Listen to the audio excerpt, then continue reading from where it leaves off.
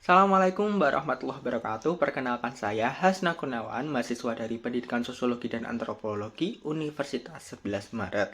Tujuan dari pembuatan video ini adalah guna memenuhi tugas dari mata kuliah Teknologi Pembelajaran yang diambil oleh Bapak Burhanuddin, Sarjana Pendidikan Magister Sosial.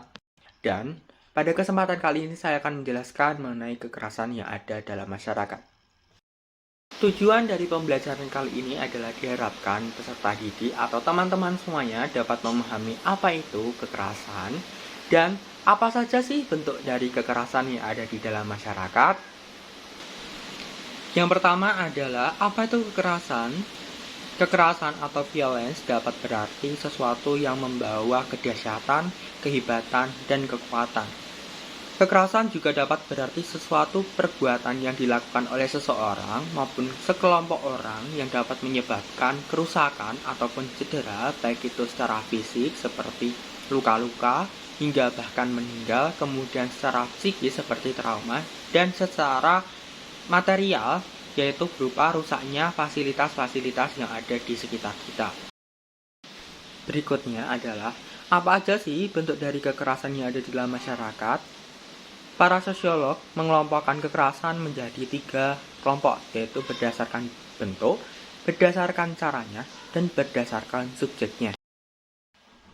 Yang pertama adalah kekerasan berdasarkan bentuknya. Meliputi 4 macam kekerasan. Yang pertama adalah kekerasan secara fisik. Kekerasan secara fisik meliputi tindakan mencubit, memukul, bahkan hingga meninggal. Kemudian yang kedua adalah kekerasan secara non-fisik, meliputi 2 macam kekerasan, yaitu kekerasan secara verbal, contohnya adalah membuli, dan yang kedua adalah kekerasan secara psikologis melalui ancaman-ancaman, intimidasi, dan doktrin. Yang ketiga adalah kekerasan secara struktural, meliputi contohnya adalah pemerintahan kolonial Belanda yang menciptakan sebuah kebijakan yang tidak memanusiakan masyarakatnya, sehingga masyarakat pada saat itu kesulitan dalam memenuhi kebutuhan hidupnya.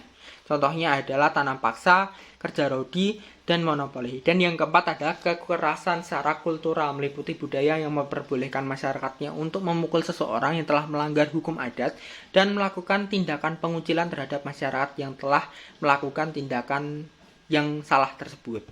Yang kedua adalah kekerasan berdasarkan caranya, terbagi menjadi 2 macam kekerasan, yaitu kekerasan secara langsung, yaitu kekerasan yang dikenakan oleh seseorang dan dampaknya secara langsung terasakan. Contohnya adalah warga desa sedang menghakimi orang yang telah mencuri sehingga ia berluka-luka.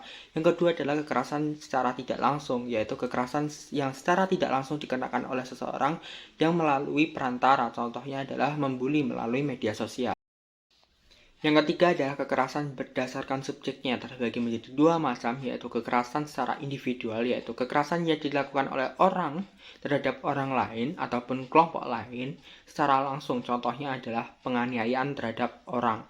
Kemudian yang kedua adalah kekerasan secara kolektif, yaitu kekerasan yang dilakukan oleh sekelompok orang terhadap individu maupun kelompok lain secara langsung maupun secara tidak langsung, contohnya adalah bentrok antar SMA.